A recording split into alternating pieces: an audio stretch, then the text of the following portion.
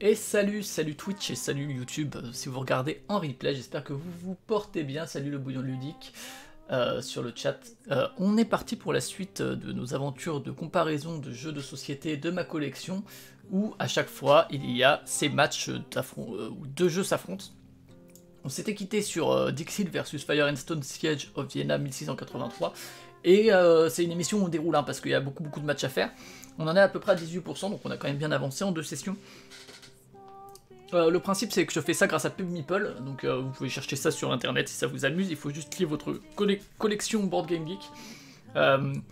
Sachez que j'ai renommé ça, pour ceux qui sont sur YouTube, et pour les autres aussi, ça s'appelait sans nom d'abord, il n'y avait pas de nom, il y avait comparaison, j'ai pensé à Super J2S Battle en référence à Super Ciné Battle, mais je suis finalement parti sur autre chose, j'étais parti sur Fighting Board Games en référence aux Fighting Games, aux jeux de versus.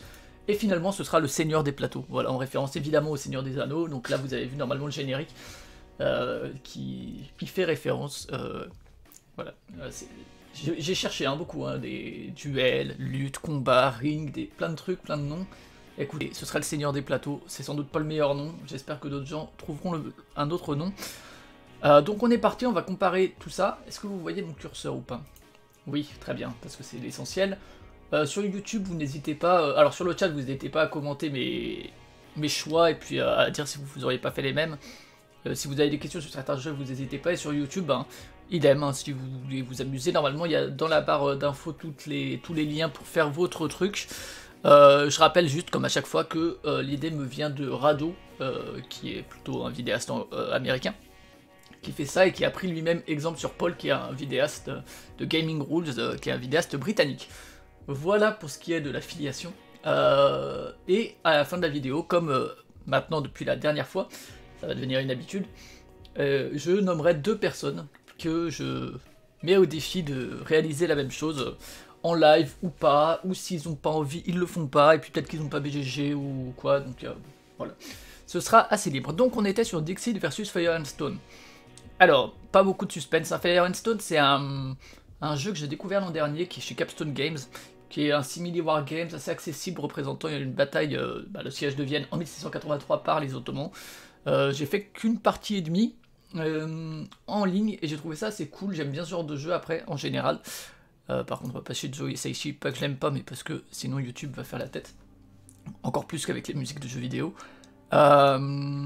J'espère que sur YouTube vous avez les musiques de jeux vidéo, sinon c'est que j'ai dû les couper parce que YouTube voulait pas. Et donc ouais, j'ai plutôt bien apprécié ma partie, j'avais joué les Ottomans, on sent bien une différence de gameplay, même si le système est pas le plus original du monde, mais en face on a Dixit qui est un des jeux les plus importants dans ma carrière de joueur, notamment, et que je trouve absolument brillant, même si Stella l'a un peu mis de côté pour moi, ça reste extrêmement brillant. Donc évidemment on va voter Dixit, quand bien même je vous engage, je l'avais mis dans mes bonnes surprises de l'an dernier celui-là, donc je vous engage évidemment à le découvrir si vous en avez la possibilité. Mais on va voter Dixit.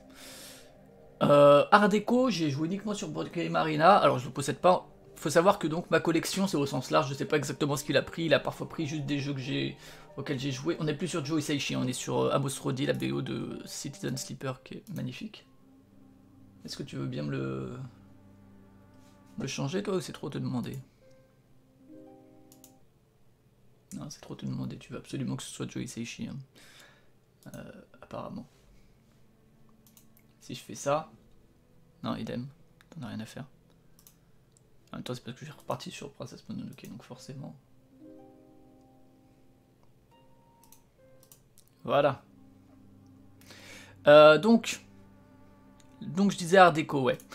Désolé, il y aura des petites interruptions comme ça. Ah, si, tu peux le faire, c'est sur PubMeeple. Je peux te mettre le lien, du coup, dans le chat. N'hésite pas. Carrément, tu fais bien. Faut juste avoir la ludothèque BGG, quoi. Donc art déco, ouais, petit jeu de deck building, machin, qui a quelques idées rigolotes, mais qui est pas non plus inoubliable. C'est assez largement Fire and Stone.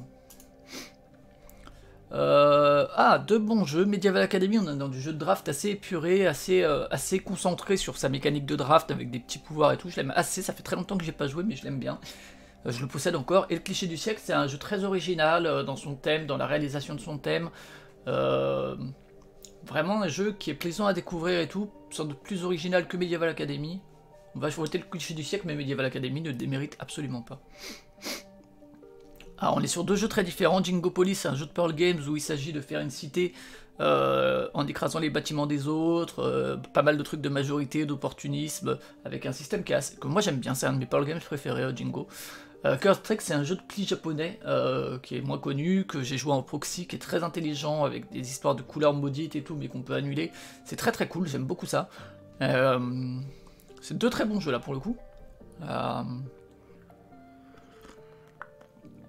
Qui boxent pas du tout dans la même catégorie, qui apportent pas du tout les mêmes sentiments de jeu. Écoutez, on va voter Jingopolis quand même, mais celui-là, franchement, très très bon jeu. Et donc 1000 sabords, petit jeu de... oh non, je reviens pas dessus, hein. Je reviens rarement dessus, parce que sinon, vu qu'il y a quand même beaucoup de jeux, si je passe vraiment dessus et que j'explique un peu les mécaniques de chaque truc, je vais passer 1 heure sur chaque duel. 1000 sabords, donc petit jeu de stop ou encore, façon IATC, que moi j'aime bien, c'est un jeu qui est pas mauvais. J'ai joué sur BGA, j'y ai joué en vrai, je le possède encore. Ça va pas chercher midi à 14 h, je sais pas si ça se dit. Mais 1000 sabords c'est pas mal. Mais je préfère largement Curse Tricks dans la proposition. Hit the Road, on est sur du Martin Wallace, c'est un Martin Wallace assez léger, avec une édition qui est du tonnerre par les Space Cowboys, que je trouve incroyable l'édition, vraiment, que ce soit les petites références, l'habillage et tout. Le jeu est pas mauvais, petit jeu là aussi de prise de risque et tout, moi j'aime bien ce genre là. Je l'ai encore, c'est pas un jeu que je ressors souvent, c'est pas non plus mémorable, mais il est quand même mieux que 1000 sabords sans trop hésiter. Gambit 7, c'est un jeu de questions. Salut Anzai, comment vas-tu? Gambit 7, c'est donc aujourd'hui vous le trouvez sous le nom Kit ou Double, toujours chez Days of Wonder je crois. C'est un jeu de culture, je sais pas s'il est déjà passé dans la liste, mais je vais refaire vite fait le pitch. C'est un jeu de culture-jeu, bien sûr, de culture G, mais qui n'est pas chiant comme le Trivial Pursuit, mais qui est plutôt sur du domaine de pari, parce que c'est des questions assez absurdes, et donc on essaye de s'approcher de la réponse sans la dépasser, mais surtout on va parier sur les personnes dont on pense qu'elles ont la bonne réponse. Du coup, je préfère largement tout ça à toutes les questions de Trivial Pursuit et tout. Ça fait partie des... Je l'ai toujours, hein, très très bon jeu. Ça c'est un jeu donc qui est sorti à peu près 1 an ou 2 après la... mais ça c'est parce que t'as de la culture, monsieur Anzai, sûrement. Parce que quand tu joues avec des gens qui en ont plus que toi et qui en ont beaucoup, en fait c'est un jeu solo. Celui-là, donc ouais, il était plus ou moins sorti pour le centenaire, même s'il était sorti un peu en retard. Celui-là est pas mal, c'est un jeu asymétrique où on va piocher dans une rivière de cartes, où on va faire des petites crasses et tout. C'est plutôt intéressant avec des petits modes de jeu alternatifs, je l'avais découvert chez Cyrus. C'est une collection que j'aime bien dans l'ensemble, celle-ci, même si... pour l'instant, les jeux que j'ai essayés, il n'y en a aucun qui est renversant. C'était au moins pas mal. Je vais quand même choisir Gambit 7, qui pour moi est vraiment bien au-dessus, quoi. Bon, alors là, par contre, il n'y a pas photo. Invino Morte, c'est un concept rigolo, ça ne mérite absolument pas d'être édité. C'est vraiment dénué de tout, c'est-à-dire que c'est épuré au maximum, mais ça suffit pas pour faire quoi que ce soit, donc 1911 sans trop hésiter. On se retrouve à nouveau un peu comme Jingopolis et Curse Tricks tout à l'heure, avec un jeu de pli et puis un jeu plutôt orienté gestion, qui n'ont pas grand chose à voir l'un avec l'autre.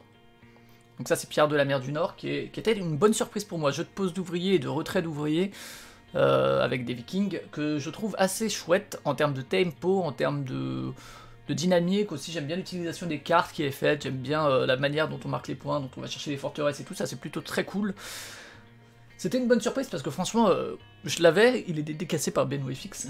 Et ouais, Pierre de Sissi qui est... ou City, je sais plus comment on dit, City sûrement, qui est une refonte je crois. Je vous avoue que moi je m'attendais vraiment à un jeu d'ouvrier assez classique, ce qu'il est un petit peu, mais finalement le rythme est plutôt bon. Nokosuda, j'en ai parlé dans ma découverte des jeux de mars 2023. Et je le trouve très très bien, c'est ce jeu de pli avec des dés, qui servent aussi de cartes et où il y a des enchères et tout. Deux très bons jeux, mais à choisir, je choisirais plutôt Nokosuda, ce qui est un peu plus curieux, un peu plus intéressant en termes d'innovation.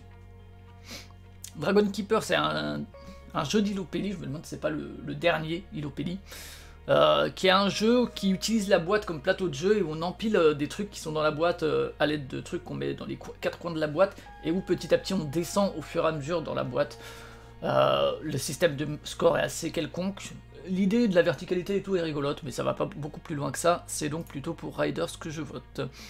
Metro X, faut le faire plante, qui est dispo gratos sur le site de Schmidt allemand, si vous voulez essayer. En solo uniquement. Petit flip and right. Ouais, c'est ça. Bah en fait, c'est que... ça peut être des jeux que je possède et que j'ai pas encore joué, ou que j'ai mis en want to play également, je crois. Mais c'est pas non plus que des jeux auxquels j'ai joué. Et c'est un peu... Je sais pas exactement comment ils fonctionnent, mais... Il n'y a pas non plus tous les jeux auxquels j'ai joué, donc... je suis pas sûr exactement, mais bon, on va faire avec cette liste. Donc ça, c'est pas mal. Je préfère Next Station London sur le même thème, mais c'est quand même pas mal. En tout cas, je le préfère, je pense, à Dragon Keeper. Space Base, John Declare, auteur très intéressant, truc à la mini-ville mais qui est beaucoup plus intéressant, qui est un peu long à démarrer, donc faut jouer avec la vitesse variante de la lumière, bien sûr. Est-ce que la lumière a une vitesse variable? Sûrement pas, si, selon ce qu'elle rencontre et tout, elle peut ralentir. Vous me direz dans les commentaires. En tout cas, non, la variante vitesse de la lumière, donc, disais-je, qui permet d'avoir un petit moteur de départ qui permet d'accélérer le début de partie, parce que sinon c'est un peu longuet. Mais en tout cas c'est très cool, ça fait partie des jeux dans la suite de Miniville, un peu comme un farm shop aussi, où tu balances des dés et puis tout le monde agit, donc il n'y a pas trop de temps mort, c'est plutôt cool, il y a des cartes très très rigolotes et tout, j'aime bien. Et ça c'est Profiler qui est un des jeux coop que je préfère, un jeu d'ambiance coopératif, qui est... un des jeux que j'ai tendance à faire découvrir pour des gens qui connaissent pas trop, c'est toujours un succès. Et en plus, ça donne des trucs super rigolos. Donc on est sur deux jeux au calibre très différents, de très bons jeux, mais je préfère quand même Profiler sans trop hésiter. Ouais, je suis d'accord, ouais. Aussi qu'il y a certains cubes qui sont un peu relous. 30 carats, jeu... alors ça fait très longtemps que j'ai pas joué, mais c'est un jeu vraiment d'intuition sur des valeurs de diamants, où tu fais tourner pas mal de diamants qui vont avoir des valeurs qui vont varier au cours de la partie, où tu essayes à la fin de la partie d'avoir des diamants qui... Ça fait un peu penser à Fafnir de Own Games, dont j'ai déjà parlé, mais que je trouve qu'il est... J'en ai un bien meilleur souvenir que Fafnir, où j'avais le sentiment qu'on pouvait beaucoup plus un peu évaluer ce qu'on pouvait avoir. Ce qui est sans doute faux en fait, d'un point de vue concret et objectif. Je pense qu'il y a plus d'éléments de mémoire ou qui permettent de se souvenir de la valeur d'un type de pierre précieuse dans Fafnir. Mais je sais pas, celui-là a un côté, un flux un peu différent.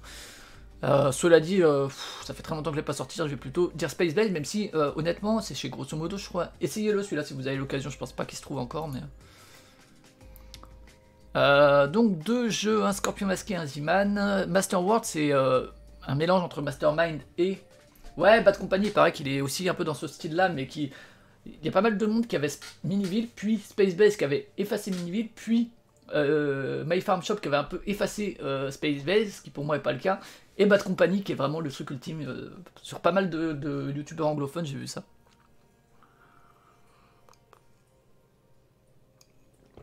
Donc Master World de, je crois, Gérald Catio, et qui est un jeu très intelligent. J'en ai pas fait tant de parties que ça, mais c'est encore un très bon Scorpion Masqué, qui est vraiment très malin dans sa résolution. Alors on va chercher à faire deviner des mots et tout, d'une manière assez originale, avec un côté mastermind de déduction.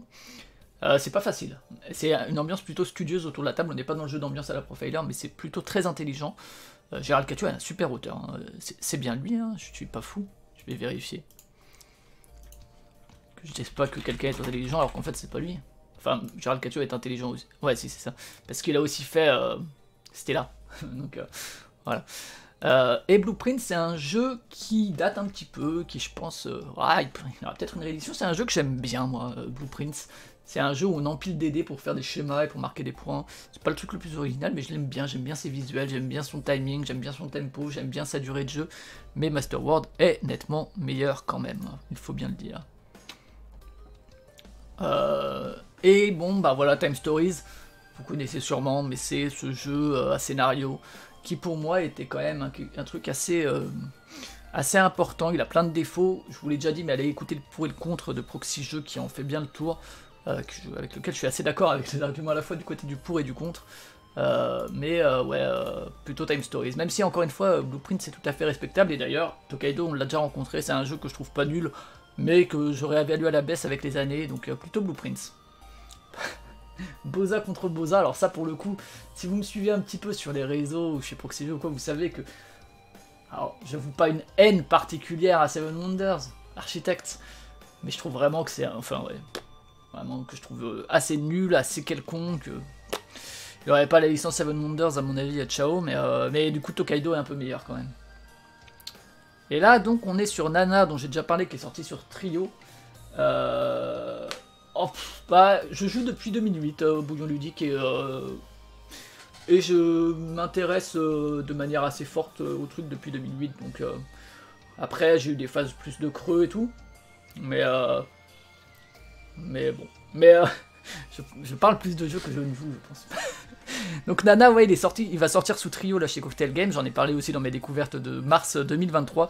Très grand jeu, incroyable. Jouez-y, découvrez-le. Un jeu de cartes suffit. J'ai un jeu de tarot dans le coin, ça suffit pour découvrir le jeu. C'est absolument génial. J'adore les illustrations de Saïbepou qui sont pas dans la version française, mais soit. Donc ouais, ça, incroyable. Et Trio qui est arrivé sur Board Game Arena là aujourd'hui en version finalisée pour les premiums. Watson et Holmes, c'est une revisite de Sherlock Holmes Détective Conseil, mais en compétitif.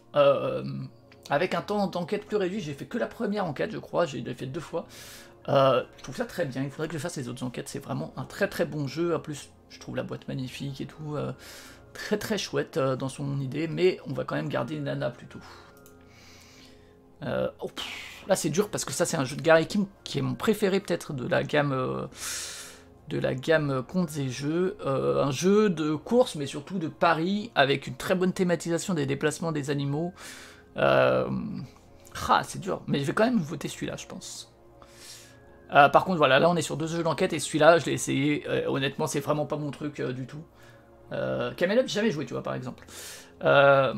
Parce que c'est vraiment le genre de truc où moi j'ai envie d'aller voir toutes les cartes et tout, et où j'ai pas l'attention qu'il y a dans un Watson et Holmes, alors qui est compétitif, alors qu'il est coopératif, mais où il y a une histoire de timing et tout. Là, il n'y a pas trop ça, et en fait, je trouve que les jeux de ce genre-là n'offrent pas assez de cadre, et pourtant j'adore les jeux bac à sable aussi, mais je sais pas. Du coup, Watson et Holmes sans hésiter. Et là, on est sur 2 jeux que j'apprécie pas. Bubbly, il est vers là-bas, j'en ai parlé dans mes déceptions de mois de mars. Un jeu chez Helvétique là, qui est magnifique, qui a une super mise en scène, mais qui en fait est assez creux. Je saurais pas quoi vous dire. Je vais quand même voter Crime Zone, mais c'est vraiment 2 jeux que je juge pas très bons. Ouais, c'est pas mon genre de jeu. Wits and Wagers, c'est quoi celui-là? Wits and Wagers. Comment on le connaît en français? Comment on le connaît en français?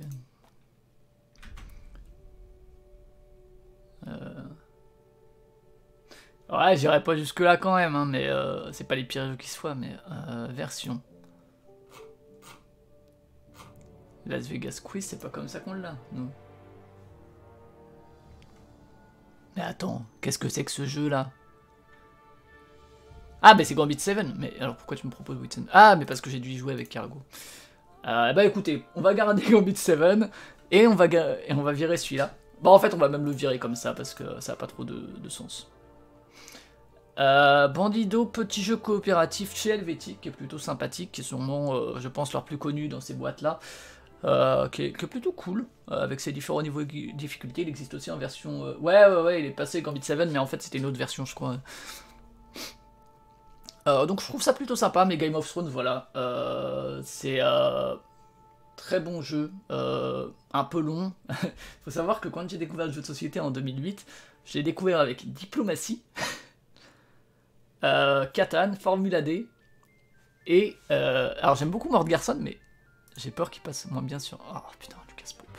Je propose qu'on arrête de trier et qu'on écoute juste la BO de Lucas Pope, de Obradine, incroyable bande-son, et incroyable jeu, choisi. Ouais, donc je disais en 2008, donc Diplomatie, suivi... Alors je jouais déjà à Munchkin, à Magic et tout quand même, mais disons, ce que je considère vraiment comme mon entrée dans le truc où j'ai commencé à acheter des jeux modernes et tout, et où je me suis considéré vraiment comme quelqu'un qui aimait le jeu de société.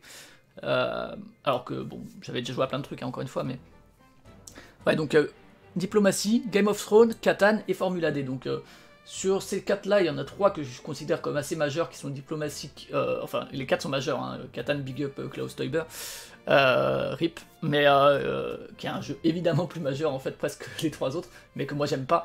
Mais Formula D c'est un de mes jeux préférés, Game of Thrones c'est un jeu que j'adore aussi, même s'il a quelques trucs de déséquilibre et tout, mais... Et Diplomatie, j'ai fait que cette partie dans ma vie, mais j'ai trouvé ça absolument incroyable. Et c'est rigolo parce que dans la même journée, du coup, j'avais fait Diplomatie et Game of Thrones, qui est une espèce d'héritier de Diplomatie dans le jeu de programmation, de conquête, d'alliance et compagnie. Et je trouve qu'il est très bien, vraiment cool. Et c'est un jeu, j'ai fait plus de 10-20 parties de ça, parce qu'à un moment, j'avais beaucoup moins de jeux qu'actuellement. Et avec mes potes de licence d'histoire, on se faisait des petites après-midi Game of Thrones. Donc sans trop hésiter. Hein.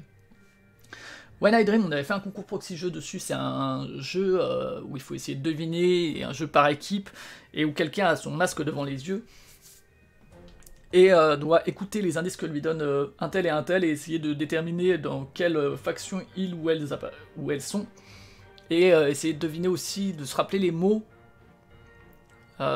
qui doivent faire référence à un autre mot, je crois, un truc comme ça, et où du coup, il faut essayer de se rappeler un peu ce qui a été dit, c'est très bien. Je l'ai très mal expliqué, mais c'est en tout cas mieux que Mandido. Ah putain, on est sur deux trucs assez opposés. Alors on est sur une revisite de Dungeon Keeper par Vladash Fatil. Un jeu bien... C'est à essayer, hein, When I Dream. Je comprends qu'on puisse ne pas aimer, mais c'est une expérience particulière en tout cas. Dungeon Lords, ouais, fat. Vraiment un gros jeu de programmation et tout. Pouh. Mais très bien, et avec des règles incroyables et tout. Et 10 Minutes to Kill, c'était le premier jeu kickstarté de la boîte de jeu après avoir fait Invasion, qui est un jeu avec ses figures anthropomorphes qui sont assez cool et un jeu de déduction assez malin. Moi j'aime beaucoup, je l'ai encore dans ma ludothèque. J'aime bien les deux, mais Dungeon Lord a quand même ma préférence, quand bien même 10 Minutes to Kill est premier Kickstarter. Hein. Avant ils ont fait Invasion quand même, mais enfin Ulule d'ailleurs je pense, mais...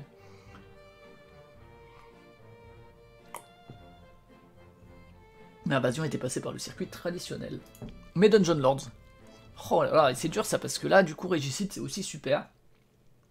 Lui aussi se joue juste avec un deck de cartes, c'est un jeu coop que vous pouvez aussi jouer en solo, qui utilise le jeu de cartes de manière ultra intelligente.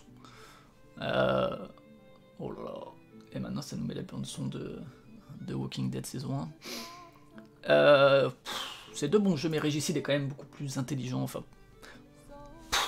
Là aussi on est sur de très bons jeux. Celui-là c'est la suite spirituelle de Blitzkrieg, je vous en ai déjà parlé plusieurs fois sur la chaîne dans les hebdo J2S, qui est très maligne, très tendu, très épuré et tout, qui a quelques soucis de lisibilité, mais c'est très bien. Et ça c'est Magic. Hein. Magic, comme dit, j'y jouais beaucoup en heure de perm au lycée et tout, et je trouve qu'en termes de système, sûrement un des plus grands jeux qui existent. Ouais, César, ouais, il a pas fait de bruit, mais pourtant franchement il est très bien. Mais ouais, Magic sans trop hésiter. Et Splitto, une des... Bah en fait, ce qui est rigolo, c'est que j'ai entendu des anglophones en parler, dire John Gates Game notamment, dire bah en fait, moi César a remplacé Blitzkrieg, alors qu'en fait, je trouve que même s'il y a vraiment une similitude, clairement, on voit que c'est le même auteur, que c'est un travail autour d'une espèce d'épure et tout.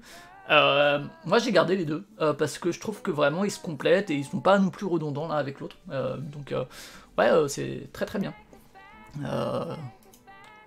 Donc moi je conseille d'essayer les deux. Après on peut avoir une préférence pour l'un ou pour l'autre, mais je trouve que les sentiments de jeu sont assez différents.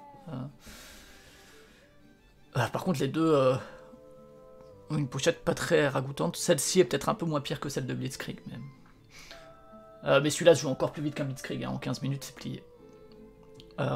Splitto c'est une des bonnes surprises de l'an dernier, du début d'année, chez Blam, qui a sorti des jeux très bien et des jeux très moyens l'an dernier, qui est cette espèce de jeu... où on joue avec nos deux voisins, mais on joue que pour nous quand même, et il y a des objectifs au milieu et tout.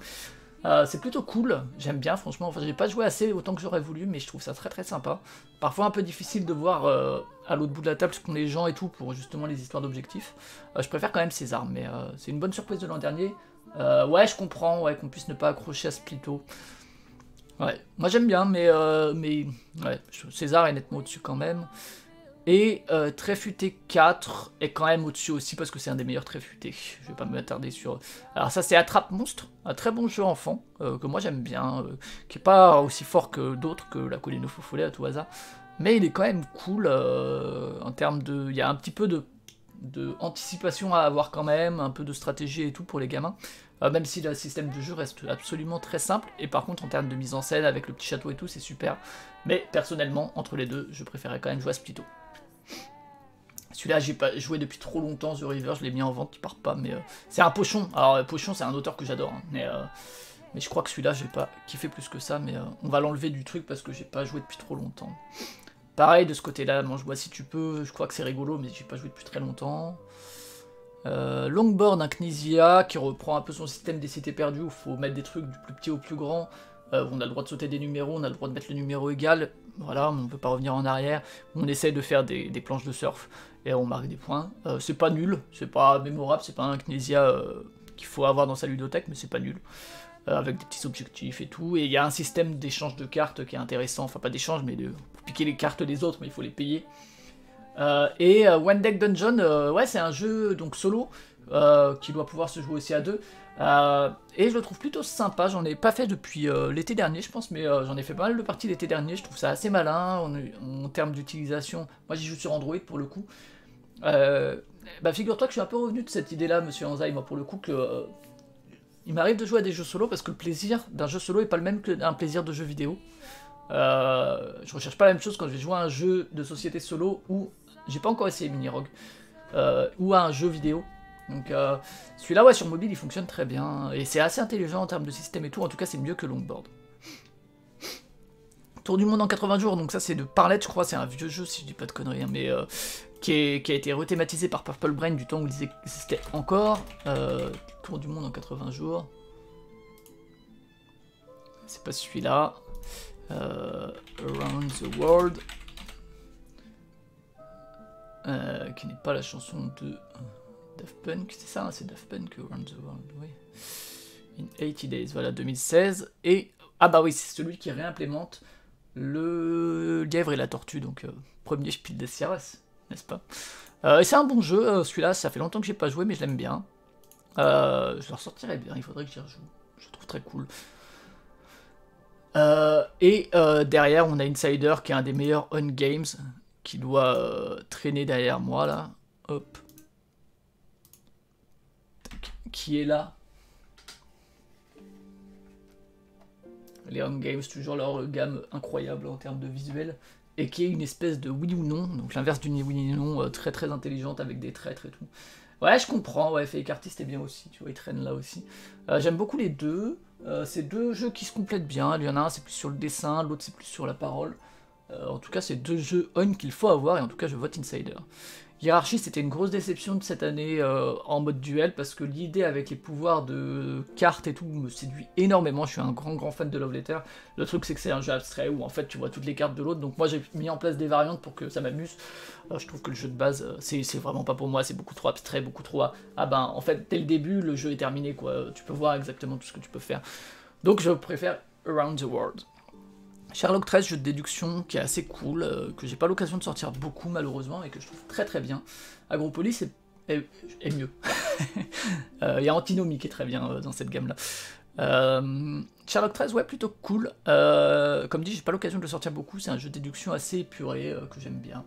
Je vais voter Sherlock 13 sans hésiter. De toute façon, là, il y a beaucoup de choses qui vont être mieux que Hiérarchie. Hein. Arboretum, ça c'est un jeu magnifique qui doit être vers là-bas derrière, dans ma biblio. C'est magnifique, mais c'est du gros mensonge parce qu'en fait, c'est comme d'autres jeux du genre où on te met une très belle couverture et derrière c'est du jeu putain de calculatoire où t'es là et ta tête, elle explose. Là où t'as l'impression que ça va être un truc tout chill, en fait, absolument pas, parce qu'il y a une méthode de scoring et tout qui est là, qui t'explose le crâne et qui est très maligne, et j'aime bien Arboretum, mais je vous avoue quoi, quand je l'ai découvert, et à chaque fois que je l'ai fait découvrir, il y a une espèce de mensonge sur la marchandise où les gens ils sont là et ils se disent waouh, mais attends, je m'attendais pas à ça. Mais par contre, c'est quand même mieux qu'Hiérarchie en termes de système de jeu. Alors, on est sur deux jeux très intéressants. On est sur Keyflower, qui est un de mes jeux préférés de tous les temps, sur mon jeu de gestion préféré, je pense, parce qu'il mélange de l'enchère de manière maligne, du placement de tuiles, le système de pioche d'ouvriers que tu mets derrière et tout, les ouvriers qui ont des couleurs, c'est trop bien. Dès que j'en parle, j'ai envie d'y rejouer. C'est vraiment extra. Et Magic Maze, c'est un jeu donc de Casper Lap, qui a été récompensé chez Sit Down et tout, qui est aussi un jeu coop, cette fois communication contrainte, très malin, mais que j'ai beaucoup moins sorti. Mon choix va Keyflower sans trop hésiter. Farbon, je sais pas si vous connaissez Farbon, qui veut dire les couleurs en allemand, qui est un jeu chez Acting Games, je crois, et où c'est assez intéressant comme concept. Alors je sais plus précisément, mais en gros il s'agit d'associer un mot ou une idée à une couleur et essayer plus tard de se rappeler qu'est-ce qu'on a associé à quelle couleur. Et le concept en fait est trop cool. Après ça va pas beaucoup plus loin que ça, mais en tout cas l'idée est assez brillante. Je vais quand même prendre Magic Maze, mais Farbon mérite vraiment votre attention et mérite d'exister en tout cas. Beaucoup plus que plein de jeux qui sortent et qui sont plus regardés, genre des Calico, des Cascadia, etc., qui apportent rien, lui au moins il apporte quelque chose. Désolé pour les balles perdues. Unmatched, j'adore, que ce soit Cobble and Fog ou pas, ou les autres, c'est quand même au-dessus. Et là par contre on est sur un peu plus dur. The Game, c'est un très bon jeu coop que j'ai découvert l'année dernière, qui a le spiel et tout, et qui vraiment effectivement est assez brillant. Je vais prendre The Game. Kemet, il est tout le temps face à des adversaires pas faciles, lui, hein, donc c'est ce jeu dans l'Egypte d'affrontement qui donne la prime au combat et tout. Je sais pas comment il a évolué sur Blood and Sand et compagnie. Moi j'ai vraiment la version, j'ai même pas celle-ci, j'ai la version encore avec un logo où on arrive à peine à lire, où on dirait un logo de black metal. C'est un jeu que j'aime beaucoup, avec un game design assez radical, assez tranché, assez violent. Cubito, c'est les charlatans de Belcastel, mais en mode course et en mode D, avec un petit déplacement du moment où t'as un peu le stress dans les charlatans de piocher des trucs. Là c'est au moment où tu lances les dés. Ça twiste quand même beaucoup les charlatans, ça a sa propre identité. John DeClair, encore une fois, on parlait tout à l'heure de Space Base. Il a vraiment un grand talent, je trouve. John DeClair, c'est vraiment entièrement abouti, mais en tout cas, il y a toujours des bonnes idées. Et il y a plein de pouvoirs, c'est super. Découvrez-le si vous avez l'occasion, il est sorti en français l'an dernier. Mais quand même Kemet, qui me paraît un peu plus... Putain, et Crime Hotel, ah bah oui, la dernière fois c'était Crime Hotel et Kemet. Donc jeu de déduction et de pli, très très intelligent. Oh, putain, c'est dur entre les deux. Ouais, Cubito, c'est cool. Je crois que quand même choisir Crime Hotel dans la proposition me paraît plus intéressante. Je pense que... Et là, on est sur des trucs difficiles parce que... je sais pas, intuitivement, alors c'est peut-être parce que j'ai joué il y a moins longtemps, je dirais que j'aurais plus de plaisir à jouer à Cubito, parce que c'est plus mon genre de jeu. En même temps, j'adore aussi les jeux de pli. Et c'est vraiment difficile là pour le coup. C'est deux jeux très bons, qui commencent par C en plus. Je crois que je vais quand même voter Crime Hotel. Allons-y. Mais bon. Aristocratie, j'en ai parlé dans mes découvertes de janvier ou de février. C'est un Knizia qui est passé, je pense, un peu inaperçu, qui n'existe qu'en anglais, qui est chez Testy Minstrel Games, donc qui est une boîte d'édition qui est morte. Qui est hideux, qui est édité n'importe quand, qui est hideux de sa couverture, le plateau, tout est moche, tout est raté. L'édition s'est hachée, pourtant quel dommage parce que c'est un putain de bon jeu, avec une fenêtre de choix que j'adore, avec exactement la bonne dose entre opportunisme, hasard et tout, c'est super. Moi j'y ai joué sur playingcards.io, c'est génial. Pourquoi gâcher un jeu comme ça, avec une édition pareille, et du coup personne évidemment l'a fait en français ni rien, il mériterait tellement d'être réédité et tout, c'est trop bien. Cryptid, c'est un bon jeu de déduction et tout, c'est moins mon style de jeu, mais je l'aime bien, j'ai joué toujours qu'à 2, j'aimerais bien y jouer à plus. C'est vraiment aussi une proposition assez forte, mais aristocratie sans hésiter. Par contre, la cathédrale rouge, je crois que je vous en ai parlé, je l'avais découvert au Weekend Proxy, jeu de l'année dernière, je trouvais ça assez quelconque, jeu de gestion comme on en a des centaines, même s'il y a un système de dés rigolo, mais c'est plutôt Cryptid qui m'intéresse. Okia, je vous en ai aussi déjà parlé, je pense que c'est un jeu abstrait de Catala qui est assez intéressant, qui utilise vaguement l'esthétique de la Namikoji, non, pas du Hanafuda, pardon, avec des choix contraints et tout. C'est un jeu élégant, j'aime bien, je suis pas du tout jeu abstrait, mais celui-là j'aime bien. J'y suis certainement très nul, mais je l'aime bien. Time Bomb, un des meilleurs jeux de... Ouais, c'est le vieux Time Bomb, hein. C'est pas celui-là que j'ai quand même, hein. J'ai la version Yellow... Elle est là ou pas? Sûrement. Ouais, j'ai la version Yellow, hein. J'ai que la première version, je sais qu'il y a une refonte. Je sais plus comment elle s'appelle, mais c'est un de mes jeux à identité secrète préférés que je trouve incroyable. Donc même si Okia, franchement, super jeu. Time Bomb sans trop hésiter. On est sur 2 poids 2 mesures, un petit jeu de 10 minutes et un jeu qui prend bien 1h30, 2 heures. Celui-là aussi, n'hésitez pas à le découvrir si vous êtes fan de jeux de gestion et tout. C'est cool, la thématique est cool, la réduction des actions est cool. Il y a plein de trucs cool. Un peu longuet peut-être, et puis ça manque un peu d'ouverture peut-être. Quelques parties que j'ai fait, j'ai été un peu déçu de ce point de vue-là. Ça reste une bonne découverte de l'an dernier. Moi j'ai joué sur BGA, sur Board Game Arena, je l'ai découvert grâce à des vidéos d'Américains, il n'a pas été localisé. C'est un jeu à 70 balles aussi. Mais c'est un jeu plein de variétés et c'est genre, ouais, je sais pas combien il y a de modules dedans qui permettent des parties très différentes en termes de scoring et tout. Mais bah en fait un peu longuet et surtout ouais. Ouais, bah je pense qu'il est un peu trop long pour son propre bien. Il mériterait d'être genre 20 minutes de moins, je pense, par là, et pour que ça gagne un peu en efficacité, mais le système est cool. Mais je pense que je préfère quand même Okia. Par contre, Pandémie, bon, je vous en ai déjà parlé, jeu historique et tout, mais je préfère sans hésiter Space Station. Bon, Link, je vous en ai déjà parlé aussi, ce jeu incroyable de... Là aussi, on est dans 2 équipes différentes avec des traîtres et tout, et... Moi, Link, ça fait partie des expériences ludiques que je trouve les plus drôles de la planète. C'est incroyable. Mais j'ai pas encore joué à l'île au trésor, donc on va le dégager malheureusement. C'est un jeu que j'ai et qui m'a l'air curieux. Mais j'y ai pas encore joué.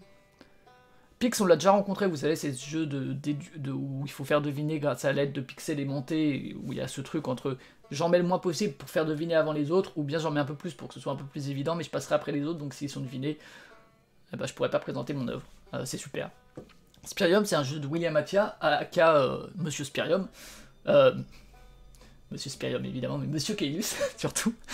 Vous le connaissez plus comme Monsieur Caylus que comme Monsieur Spirium. Mais moi, je trouve que c'est un très bon jeu de gestion, un très bon jeu de William Attia. J'en ai pas joué à 50 000. Mais je trouve vraiment super, avec ce système de sélection entre 2 cartes. Ça fait longtemps que j'ai pas joué, mais j'ai très envie d'y rejouer. Mais Pix, c'est quand même trop cool. Par contre, entre les 3 petits cochons dont je vous en ai déjà parlé, hein, je préfère Spirium sans trop hésiter. Ah, là on commence à tourner sur des jeux qu'on a déjà eu, donc je vais passer plus vite dessus. Luxor, c'est ce jeu de Rudy Gordon que j'aime beaucoup avec une main contrainte et tout, j'aime bien. Hélas, c'est un bon jeu de Stéphane Dora. Hélas, il est pas assez bon pour faire face à Luxor. Alors là, tu vois, on se retrouve sur un truc, c'est-à-dire qu'en termes de plaisir de jeu et de type de jeu, c'est de loin, hélas, ce que je préfère, qui est ce petit truc où on va essayer de se poser sur une carte, de faire des connexions, des villes et tout. Mais la proposition de Vamp on the Bad Folk, c'est trop fort pour que... Enfin, j'ai pas accroché à la proposition, c'est trop brain pour moi, trop dans la déduction et tout, mais il y a une idée derrière qui est trop bien. Donc sans hésiter, Vamp on the Bad Folk malgré tout. Et entre Botanique et Hélas, alors là on est sur 2 jeux que je trouve ok. Pas ouf, mais... celui-là je l'ai pas parce que j'y ai joué sur Yukata. Celui-là je l'ai encore, on va dire que c'est Botanique du coup parce que j'achèterai jamais hélas. Ouais, voilà, pas ouf, mais j'aime bien son système de sélection. Enfin, pas de sélection, mais ouais, il y a quand même l'interaction qu'il y a. Ce que j'aime pas moi dans Botanique, c'est le truc pose de tuiles, l'agencement du truc qui est vraiment un peu évident et pas très intéressant. Par contre, c'est plus le système de pose de tuiles, pas chez soi, mais au milieu que je trouve bien. Et comme on libère certains trucs et tout. SMS, c'est Pix, mais avec des mots. Beaucoup moins bien que Pix, mais quand même bien, mais beaucoup moins bien. Obsession, c'est ce jeu qui va arriver chez Super Meeple. Je vous en ai déjà parlé aussi. Thème super, plein de bonnes idées. Peut-être un peu classique, mais je le trouve quand même très solide. Hein, personnellement, Obsession, dans les jeux de ce genre-là sortis les dernières années, c'est un que j'ai bien aimé. On va dire Obsession. Donc on est sur 2 jeux d'ambiance ici. Celui-là, c'est de Phil Walker Harding. C'est bien, mais c'est trop long, malheureusement, trop de downtime. Je crois que je préfère quand même SMS, même si celui-là est cool. Un peu moins d'1 heure, je pense, Obsession, notamment à 2. Après, en fait, en plus, c'est un jeu Obsession où on te donne un peu des modules pour te dire ouais, bon, tu veux la rallonger, bah, rajoute 4 tours. Tu veux la faire un peu plus courte, bah, vas-y, fais comme ça. Tu veux rajouter du hasard, lance un dé. Et ça, je trouve ça trop cool. Vraiment, c'est... Fais comme tu veux. Comme tu veux. Ouais, il est sur BGA, tout à fait. Ah, j'ai joué sur BGA uniquement. Donc, Valbara, c'est un jeu... C'est un jeu bien fait. Qui a des bonnes idées, qui invente rien, qui a un système de scoring très quelconque, mais c'est un jeu calibré. Allez, on part sur Toby Fox, incroyable. Mais je préfère largement la proposition de Platypus, sans hésiter. Putain, mais non, mais me faites pas ça, quoi.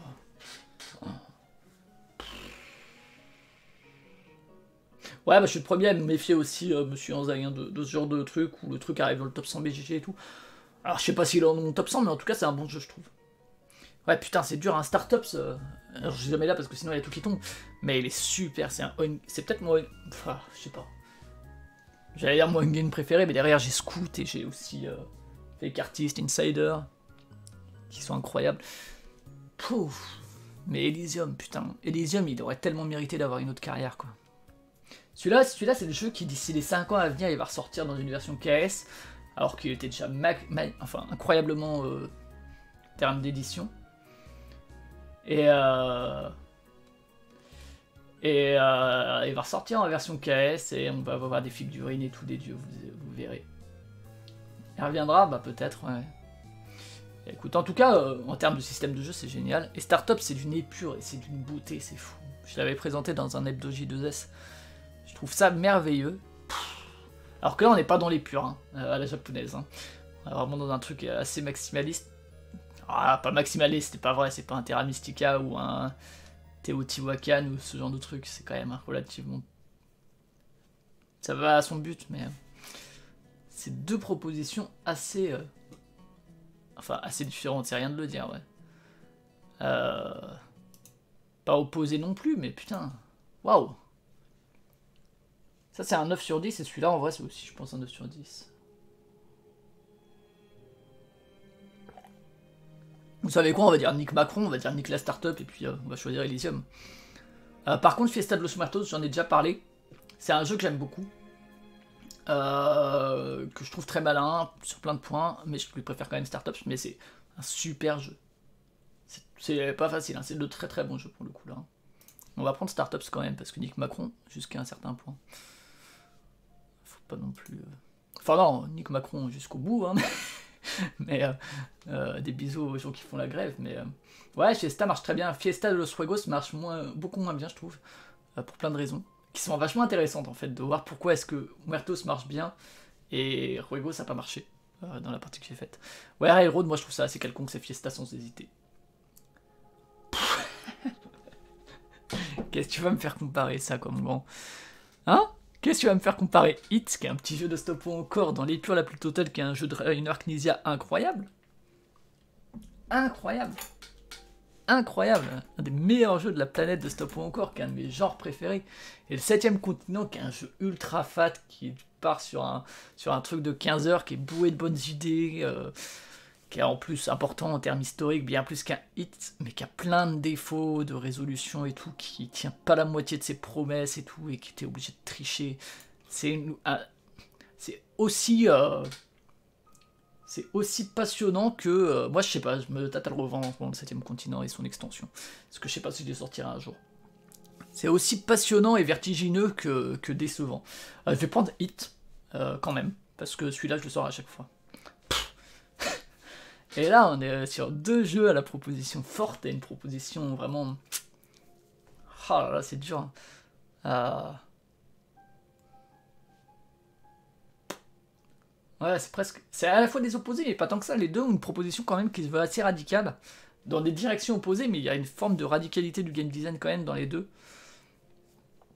Et The Mind marche... Il y a plein de moments où ça marche pas aussi, The Mind, hein, comme ce 7ème continent. En fait, c'est un peu le même jeu. Finalement. De jeux de cartes aussi, c'est vrai, ouais. Je crois que je préfère quand même la philosophie. Salut Julien, comment vas-tu? Je préfère la philosophie de The Mind. Même si franchement, là, on est sur deux expériences très très intéressantes. Tu me proposes un des jeux que j'ai préféré en termes de jeux enfants des dernières années, que je joue avec des adultes. Ouais, à chaque fois, je vote entre deux jeux. Et ce qui pour moi est un Dixit Killer, donc je vais choisir le Dixit Killer, même si la colline au feu follet bute aussi. Hein, mais c'était là, incroyable. Rainer Knizia, Les Cités Perdues, jeu fou, jeu incroyable, j'adore la tension qui s'en dégage et tout. Deux très bons jeux une fois de plus, mais ciao Lost Cities. Par contre, le Roll and Write il est vraiment inférieur, donc on va prendre la colline au feu follet. Et Mo, bon Mo c'est le moment où on va le dégager parce que ça fait trop longtemps que j'ai pas joué. J'ai pas joué à Detective Club. Ouais, ça prend ma base de jeu, alors je sais pas exactement laquelle, Julien, c'est soit ça peut être ma base de jeux que je possède, aussi des jeux que j'ai fait, aussi des jeux que j'ai mis en one to play et tout. Donc des fois je les supprime quand je me dis oh là j'y ai pas joué depuis trop longtemps, j'y ai jamais joué. Putain, Love Letter et les charlatans, je crois qu'on va s'arrêter là. Et on va se le garder pour la prochaine fois parce que là on est sur 2 GOTY quoi. Je crois que ouais c'est lié à BGG. C'est un peu le seul truc, c'est que si t'es pas sur BGG ça va être compliqué de le faire. Pour les gens qui sont sur MyLudo quoi. Mais je pense qu'on est sur 2 jeux qui sont, et j'en ai pas beaucoup hein, mais des 10 sur 10 chez moi sur BGG. Donc on va se garder ça je pense pour la prochaine fois. Ah pardon. Bon j'enregistrerai après en espérant que... Ouais hein, ben moi non plus, donc on va se le garder pour la prochaine fois. Je vais vous montrer après le petit générique de fin que j'ai prévu et qui changera à chaque fois sur le cliffhanger. Merci en tout cas le chat Twitch pour m'avoir accompagné. Je vous souhaite une bonne soirée. On continuera ça probablement peut-être ce week-end pour ceux qui sont sur Twitch, pour ceux qui sont sur YouTube. Normalement, au moment où on enregistre ça, je commence à mettre en ligne les premiers Seigneurs des Plateaux, qui n'avaient pas encore ce nom lors du 1 et 2, mais qui l'auront sûrement. Voilà. C'est pas clair, c'est pas grave. Vous comprenez ce que je veux dire, certainement. On se retrouve la prochaine fois donc pour Entre Love Letter et les charlatans. Moi je vais pas dormir les prochains jours pour essayer de choisir entre les deux. Et bien sur YouTube mettez les pouces, les trucs, les machins, les commentaires, les partages, etc. Et je vais nommer 2 personnes que je mets au défi de faire la même chose. Alors si ils ou elles ont BGG, si ils et elles le veulent et tout, hein, vous savez c'est comme les chaînes MSN de l'époque, c'est ce que je disais la dernière fois. Les 2 personnes que je défie, enfin à qui je recommande de faire ça, c'est évidemment le Pionfesseur, camarade de chez Proxy Jeux, qui s'ils veulent faire sur Twitch ou quoi au cast, ou même en podcast, j'en sais rien. Ou bien sur un thread Twitter où il met tous les défis à chaque fois. Salut à toi Pionf. Et l'autre, ce sera à chaque fois, comme dit, il comparera les influenceurs, exactement. J'essaie de prendre un homme, une femme, ça reste binaire, désolé, mais... Et c'est le Flavien du montage, coucou. Vous l'avez vu, ça a été un peu coupé en fait, parce que sur la fin de la vidéo, la fin du live, j'ai passé à vos camarades qui étaient en live le générique de fin et Twitch n'a pas aimé, donc je ne le ferai plus évidemment. J'espère que ça passera mieux sur YouTube, sinon je changerai la musique, ma foi vous entendrez plus l'homme à l'harmonica, mais autre chose. J'en étais à l'âge, j'étais en train de donner les petits défis, vous savez, aux autres personnes du monde ludique qui voudraient participer à cette idée du Seigneur des Plateaux, qui nommeront bien comme ils ou elles le voudront. Donc je crois que c'est resté jusqu'à Pionf, donc salut, salut Pionf, voilà, même là tu m'as coupé la chic. Donc si tu veux le faire, n'hésite pas, et que ce soit du coup en Twitch ou sur Twitter, en thread, ce que tu veux, ou pas du tout. Et l'autre personne que je voulais nommer, qui est donc une femme cette fois, c'était Pénélope, de Pénélope Gaming, du Pénélope Gaming Show, n'est-ce pas, que je salue également, si elle passe dans le coin. Je sais qu'elle, pour le coup, elle stream, je sais juste pas si elle a sur sa Ludo sur BGG, puisque c'est quand même nécessaire pour Pub Meeple, mais si elle veut le faire, elle aussi, sous le format qu'elle le veut, qu'elle n'hésite pas, et si elle veut pas le faire, et ben elle le fait pas. Et voilà, en tout cas, je vais vous dire au revoir, puisque... comme dit, j'ai pas pu le faire, enfin, je l'avais fait, mais c'est pas grave, c'est mieux de le faire 2 fois. On se retrouve la prochaine fois, du coup, pour entre Love Letter et c'était quoi? C'était Love Letter et les charlatans de Belcastel, sacré défi qui nous attend. Je vous souhaite le meilleur. N'hésitez pas, je sais plus si je l'avais dit avant que ça coupe, mais à commenter, partager, tout ça. Ciao!